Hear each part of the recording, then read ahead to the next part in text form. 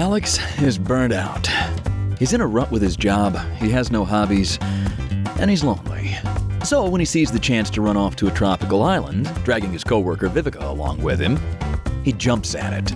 He's trading places with Daavi, the engineer who usually handles things out on the island.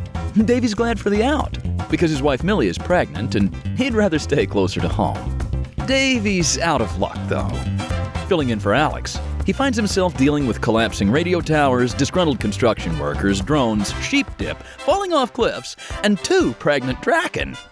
Meanwhile, Alex and Vivica aren't faring any better.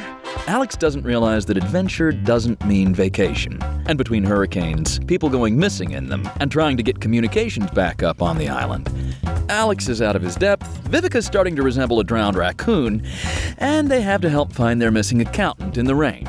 They're gonna need a little help, but luckily it shows up in the form of a local beach bum and Satan, the dog. Drachen 3, Working Vacation, available in hardback, paperback, ebook, and audiobook.